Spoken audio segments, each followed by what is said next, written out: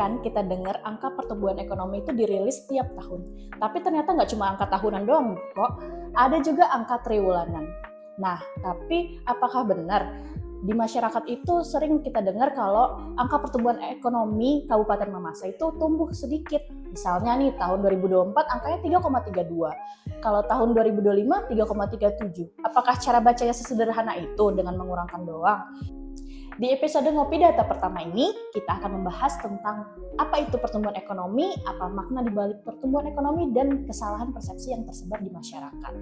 Yuk simak sama-sama. Oke, hari ini kita sudah bersama narasumber kita yang cantik sekali, yang akan membantu kita memahami lebih jelas lagi tentang angka pertumbuhan ekonomi. Ayo, bisa dikenalkan dirinya, Kak? Ya, perkenalkan, saya Alva Melianta, saat ini sebagai Ketua Tim Nerwilis di BPS Kabupaten Mamasa. Untuk tupoksinya ini sendiri apa? Di tim Nerwilis itu ya? Iya. Jadi di tim Nerwilis itu tim ini yang melakukan perhitungan atau estimasi terkait PDRB, kemudian dari situ bisa melihat atau bisa estimasi pertumbuhan ekonomi suatu daerah khususnya Kabupaten Mamasa. Oke, jadi intinya Kak Vela ini nanti yang akan menghitung angka pertumbuhan ekonomi untuk Kabupaten Mamasa kan ya? Iya, bersama tim. Oke. Kenapa namanya Ngopi Mamasa sih? Iya jadinya nama program kita ini adalah Ngopi Data Mamasa nih. Kenapa namanya Ngopi Data Mamasa? Karena kan sebenarnya di Kabupaten Mamasa sendiri terkenal sama perkebunan penghasil kopi. Jadi untuk oleh-oleh dari Kabupaten Mamasa itu nanti kita bawa kopi, kemasan kopi gitu, kopi bubuk, ada kopi robusta sama arabica. Nah, jadi selain kita ngobrol-ngobrol santai mengenai sharing data, kita juga bisa mengenalkan kopi asli Mamasa sendiri gitu. Oke, jadi kita langsung masuk saja ke inti bahasan kita yang pertama. Jadi ini Kak, banyak masyarakat yang mendengar istilah pertumbuhan ekonomi, tapi mungkin belum sepenuhnya paham apa sih pertumbuhan ekonomi itu. Ya, jadi pertumbuhan ekonomi itu diperoleh dari hasil perhitungan PDB atau PDRB. Jadi PDB atau PDRB ini sendiri itu merupakan dihitung dari menggunakan pendekatan, ada 3 pendekatan, tapi yang saat ini digunakan itu hanya lapangan usaha atau produksi dan pengeluaran. Nah, PDB atau PDRB ini itu ada dua, jadi ada 2 harga yang digunakan untuk menentukan nilai tambah pada PDRB, yaitu ada ADHB, atas dasar harga berlaku dan atas dasar harga konstan. Nah, atas dasar harga konstan inilah yang digunakan untuk melihat pertumbuhan ekonomi suatu wilayah atau suatu daerah. Oh gitu. Nah untuk PDRB sendiri ini katanya ada angka tahunan sama angka triwulanan juga. Itu pembedanya apa ya Kak? Jadi kalau angka triwulanan kan berarti kita menghitung PDRB itu setiap 3 bulan sekali. Nah kalau tahunan berarti secara PDRB di tahun misalnya tahun 2024, tahun 2025. Oh itu semua komponen dirilis atau tidak? Kalau untuk rilisnya, kalau tahunan semua komponen atau semua sektor, kalau di lapangan usaha atau produksi itu ada 17 sektor, kalau secara tahunan itu dirilis 17 sektor. Tapi untuk saat ini kalau secara triwulanan hanya 3 sektor saja. Oh iya, dengar-dengar juga katanya di perhitungan triwulanan juga akan merilis 17 sektor lapus. Itu benar gak Kak? Untuk saat ini memang ada wacana untuk ke sana untuk merilis 17 sektor itu, tapi sampai saat ini itu masih kita itu masih terkendala di ketersediaan data khususnya yang di daerah ya, di wilayah kabupaten ataupun provinsi, sehingga saat ini masih dipikirkan lagi atau dipertimbangkan lagi apakah akan bisa merilis 17 sektor atau bagaimana. Mungkin akan ada, tapi kami belum ada keputusan dari BPS Pusat itu kapan akan merilis 17 sektor itu. Oh, oke. Untuk tahun 2025 sendiri itu angka pertumbuhan BPS Kabupaten Mamasa berapa? Kalau angka pertumbuhan Kabupaten Mamasa di tahun 2025 itu ada sebesar 3,37%. Nah, itu teman-teman bisa melihat, Bapak Ibu masyarakat Mamasa bisa melihat di websitenya BPS Kabupaten Mamasa atau dirilis PDRB Kabupaten Mamasa yang akan rencananya dirilis di 6 April untuk lapangan usaha, kemudian di 30 April untuk PDRB pengeluaran.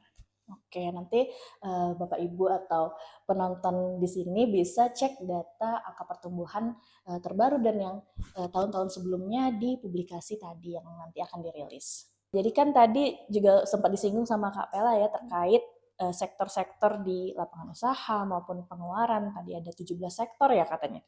Nah, itu gimana sih Kak langkah-langkah untuk menghasilkan angka pertumbuhan ekonomi itu sendiri? Jadi 17 sektor. Jadi di PDRB lapangan usaha atau produksi itu ada 17 sektor, diantaranya pertanian, pertambangan, industri pengolahan, konstruksi dan sebagainya. Jadi ada 17 sektor.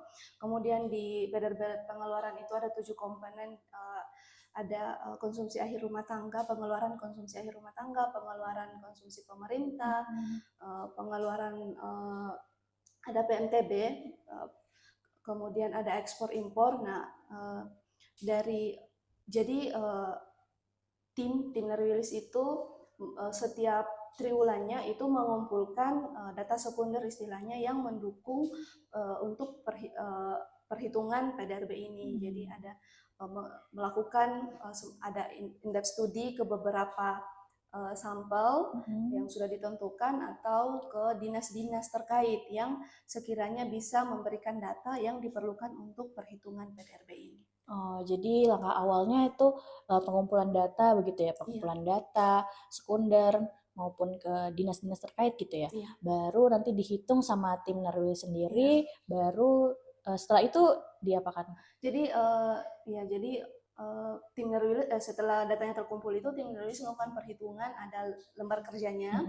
Kemudian setelah itu ada rekonsiliasi antara BPS Kabupaten dan BPS Provinsi.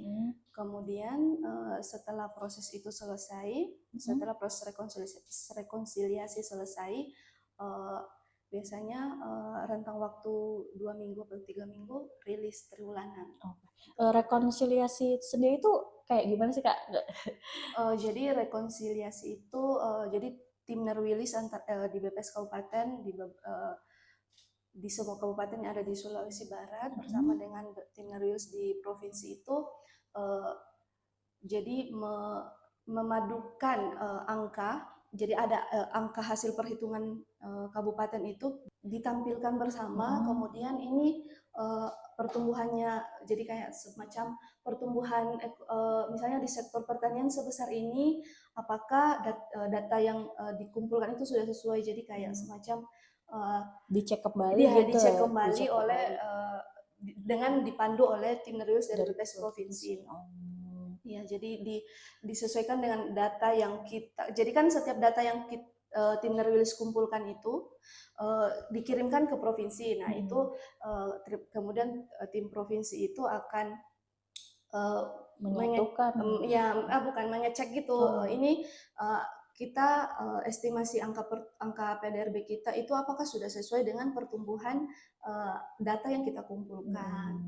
Kemudian juga setiap triwulan itu atau setiap masa melakukan penghitungan PDRB itu ada kita mengumpulkan fenomena. Nah, fenomena ini yang kita bisa jadikan landasan dalam menentukan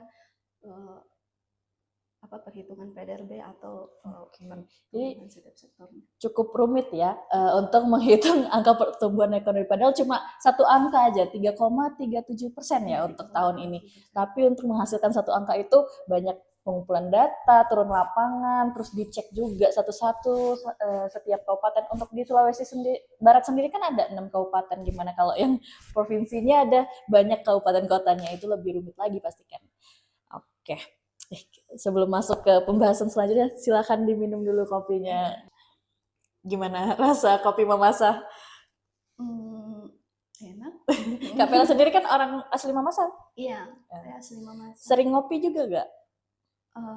Jarang sih, hanya kondisi-kondisi tertentu saja, misalnya entah ke rumah warga yang memang kita harus mencicipi, tapi rasanya apa khas gitu, khas Mamasa gitu. Oke.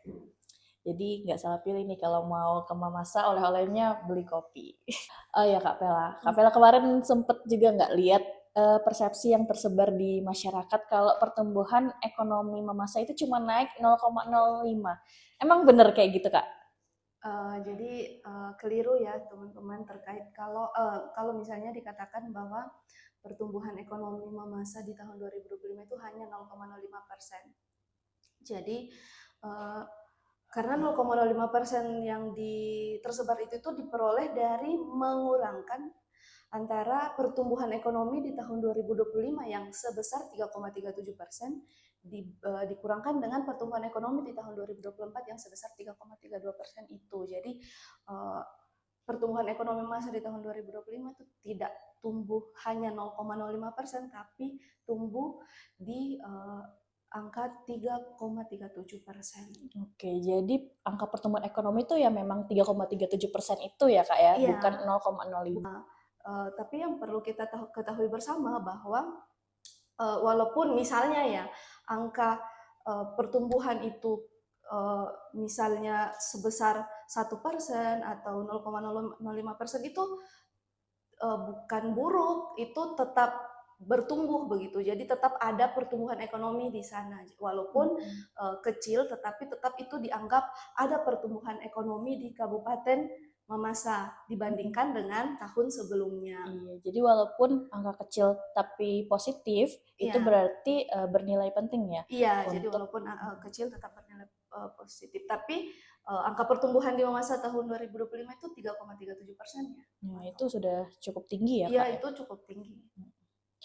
Oke, sebenarnya sektor apa sih yang paling berkontribusi untuk pertumbuhan ekonomi Mamasa? Tadi kan sempat disinggung juga kan ada banyak sektor itu yang paling berkontribusi besar untuk Mamasa. Jadi kami mengambil 6 terbesar, walaupun di sini saya tidak bisa menyebutkan angka kontribusinya berapa persen, tapi ada sektor pertanian yang paling tinggi itu di sektor pertanian, kemudian industri, kemudian ada sektor konstruksi, kemudian ada sektor perdagangan, sektor administrasi pemerintahan, dan jasa pendidikan. Kalau misalnya di sisi pengeluaran itu gimana kontribusinya? Kalau dari PDRB pengeluaran, kontribusi yang paling besar itu ada di komponen konsumsi akhir rumah tangga. Oke, jadi memang paling besar itu di pertanian, kalau dari lapangan usaha yang dari pengeluaran itu konsumsi rumah tangga. Gitu ya. Nah, karena memang mayoritas penduduk Mamasa juga bertani ya. Iya. Jadi apakah ada faktor eksternal atau kondisi tertentu nggak sih Kak yang mempengaruhi pertumbuhan ekonomi Mamasa? Jadi yang seperti yang dijelaskan sebelumnya bahwa sektor yang paling berpengaruh terhadap pertumbuhan ekonomi masa itu yang paling tinggi khususnya di lapangan usaha atau produksi itu berdasarkan lapangan usaha adalah sektor pertanian. Jadi kalau kita mau melihat faktor eksternal yang berpengaruh itu bisa saja cuaca itu sangat berpengaruh terhadap pertumbuhan ekonomi. Jadi pengalaman pribadi ini kan kita kan BPS ya melakukan survei-survei ke rumah-rumah warga. Nah itu terkadang ketika kita melakukan pendataan survei tertentu, terkadang masyarakatnya curhat. Jadi di tahun ini karena curah hujan tinggi, produksi padinya berkurang karena ada banyak yang puso atau kena banjir. Kemudian misalnya di sektor subsektor kehutanan, getah pinus. Nah, itu juga sangat dipengaruhi oleh cuaca gitu, oleh curah hujan. Jadi kalau curah hujannya tinggi itu akan mengurangi produksi. Nah, ini makanya faktor eksternal cuaca itu cukup berpengaruh terhadap pertumbuhan ekonomi Mamasa, khususnya di sektor pertanian karena merupakan sektor yang paling dominan. Seperti itu. Kemudian harga hasil pertanian juga sangat berpengaruh. Jadi lagi-lagi ini karena sektor pertanian adalah yang paling dominan, sektor yang paling dominan. Jadi contohnya itu di subsektor perkebunan tanaman nilam, ketika harganya turun kan di akhir-akhir 2025 itu harga nilam itu cukup turun drastis jadi dari tahun 2024 kemudian masuk ke 2025 itu sudah mulai menurun harga nilamnya. Jadi masyarakat itu sebagian besar masyarakat lebih memilih untuk tidak panen atau tidak memproduksi melakukan panen terhadap tanaman nilamnya, sehingga ini cukup berpengaruh terhadap produksi di sektor pertanian. Oke, jadi banyak hal-hal yang sebenarnya kita nggak inginkan dan kita nggak tahu ya, kayak faktor cuaca, tiba-tiba ternyata itu juga mempengaruhi pertumbuhan ekonomi ya. Oke, jadi apa sih tantangan yang dihadapi dalam meningkatkan pertumbuhan ekonomi daerah sebenarnya? Ya, itu tadi karena sekali lagi karena karena sektor utamanya Mamasa adalah pertanian, jadi tantangannya itu yang pertama itu masih sangat tergantung kepada pertanian. Padahal sebenarnya banyak sektor yang bisa didorong untuk ditingkatkan agar PDRB itu tidak hanya berfokus di sektor pertanian, tapi berfokus ke sektor lain yang bisa cukup berpengaruh, misalnya kayak wisata, industri pengolahan kayak tenun itu juga cukup bagus untuk didorong. Kemudian hasil tantangan berikutnya itu terkadang ada beberapa hasil pertanian di Kabupaten Mamasa itu yang dijualnya itu masih dalam mentah begitu, jadi belum diolah. Contohnya itu kayak getah pinus. Jadi getah pinus itu yang mentah itu dijual dalam kondisi mentah. Nah, mungkin bisa pemerintah memikirkan bagaimana caranya agar kita yang mengolah juga. Kita yang mengolah, kemudian nanti hasil olahannya yang dijual biar bisa meningkatkan perekonomian masyarakat. Jadi itu ya beberapa saran dari data yang kita punya itu terkait peluang-peluang yang bisa kita dorong, sektor-sektor yang bisa meningkatkan pertumbuhan ekonomi ke depannya. Jadi menurut Kak Pela sendiri nih, kenapa sih penting bagi masyarakat, khususnya masyarakat Mamasa, untuk memahami data statistik kayak pertumbuhan ekonomi gitu? Kenapa masyarakat harus paham terkait data statistik? Itu agar masyarakat bisa melihat kondisi nyata, itu bukan sekedar asumsi. Jadi misalnya ada masyarakat yang ingin buka usaha, tapi dia berasumsi bahwa usaha misalnya warung makan itu sudah banyak, nanti tidak laku kalau saya membuat usaha warung makan. Padahal secara data sektor perdagangan dan juga konsumsi rumah tangga itu meningkat. Jadi inilah mengapa masyarakat itu, salah satu alasan mengapa masyarakat harus paham terkait data statistik. Kemudian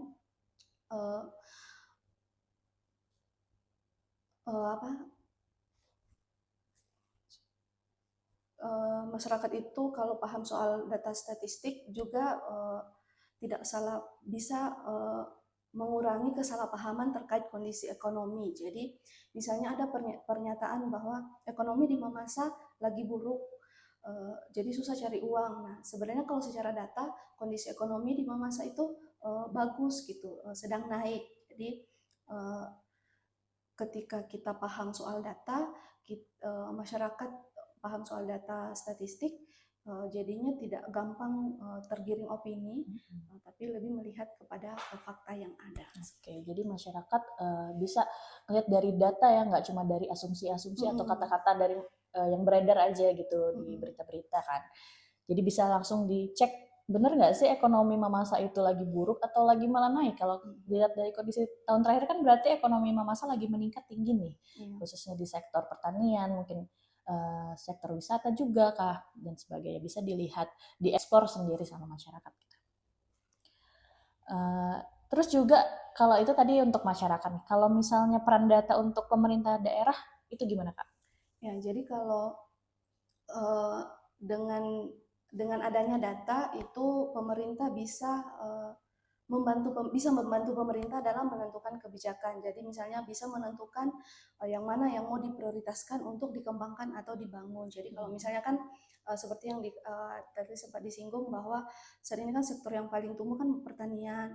Nah, apakah pemerintah mau lebih meningkatkan pertanian itu pasti dengan karena sudah tahu bahwa sektor pertanian itu lebih tinggi, berarti pemerintah mencari cara gimana caranya biar sektor pertanian ini lebih tinggi lagi. Atau kalau misalnya mau lihat sektor lain yang masih belum cukup kuat dalam mendorong pertumbuhan ekonomi, misalnya tadi industri tenun atau yang ini kan industri tenun kan cukup populer juga di Mamasa, atau misalnya wisata kan wisata Mamasa kan lumayan maksudnya cukup banyak digemari dan cukup menarik untuk bisa menarik pengunjung dari luar. Nah, itu dengan adanya data pemerintah bisa menentukan gitu mana yang mau diprioritaskan dulu untuk dilakukan pembangunan atau mau ditingkatkan untuk agar pertumbuhan ekonomi juga bisa meningkat. Kemudian ya dari itu pemerintah bisa menentukan program yang tepat sasaran terhadap yang akan dilakukan misalnya di tahun berjalan atau di tahun berikutnya. Oke, kalau yang saya lihat juga sih sebelum-sebelumnya juga ada program kayak bantuan pupuk gitu ya Kak ya, yang udah diterapkan sama pemerintah Mamasa. Itu mungkin dari data ini juga, dari data kalau misalnya pertanian itu sektor yang mendorong pertumbuhan ekonomi gitu. Mungkin dari situ juga ya Kak ya? Iya, bisa jadi. Jadi peran data ini juga untuk membantu pemerintah menentukan kebijakan-kebijakan atau bantuan-bantuan gitu. Nah, terakhir nih Kak, ada pesan nggak dari BPS untuk masyarakat atau stakeholder yang mungkin yang lagi nonton dan kepo tentang data kita, agar nggak salah itu menafsirkan data soal ekonomi, karena kan ini data yang penting banget ya dan bisa digunakan di mana-mana gitu. Nah, mungkin ada beberapa pesan ya untuk masyarakat. Jadi ketika melihat data atau angka statistik itu jangan lihat angkanya saja, tapi lihat ceritanya.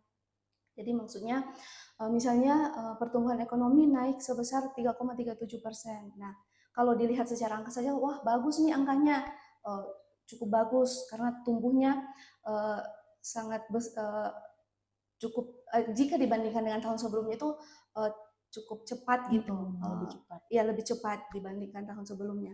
Tapi kalau mau dilihat dari ceritanya, itu tadi dari 3,37% ini sektor yang menyumbang paling banyak itu pertanian. Nah, jadi mengapa pesannya itu jangan lihat angkanya, saya lihat ceritanya. Jadi kalau kita lihat ceritanya, kita bisa tahu dari pertumbuhan 3,37% tadi yang dominan itu pertanian. Gimana nih caranya meningkatkan sektor lain seperti itu? Sektor yang kontribusinya masih kecil ya untuk Mamasa yang sendiri. Kemungkinan besar bisa juga cukup mendorong pertumbuhan ekonomi gitu. Kemudian kalau misalnya angkanya itu tumbuh naik. Nah, kalau tumbuh naik kan bisa kemungkinan ada orang yang bilang pertumbuhan ekonominya naik pasti masyarakatnya sejahtera. Tapi itu belum tentu. Jadi kalau misalnya kan pertumbuhan ekonomi naik tadi dipengaruhi oleh sektor pertanian yang paling dominan. Nah, sektor pertanian misalnya yang ini contoh saja ya, misalnya yang naik itu yang misalnya di tahun ini tuh yang menyebabkan fenomena yang menyebabkan pertumbuhan ekonomi naik, misalnya produksi kopi naik. Nah, itu yang sejahtera petani kopi saja, petani yang lain belum tentu. Nah, itu mengapa pertumbuhan ekonomi naik belum tentu semuanya sejahtera seperti itu. Jadi intinya tadi ketika kita melihat angka statistik, kita jangan lihat angkanya saja, tapi kita harus membaca analisa-analisa yang ada, yang bisa jadi ada di publikasi yang dirilis. Oke, jadi masyarakat bisa cari tahu lebih lanjut ya, jangan hanya tahu angkanya saja, cari tahu lebih lanjut tentang analisisnya di publikasi yang akan dirilis resmi oleh BPS Kabupaten Mamasa. Oke, jadi dari perbincangan kita hari ini kita belajar banyak nih terkait angka pertumbuhan ekonomi yang bukan sekedar angka kecil atau angkanya besar gitu, tapi ada gambaran aktivitas perekonomian masyarakat yang secara keseluruhan dari pertanian maupun dari pengeluaran kayak rumah tangga gitu.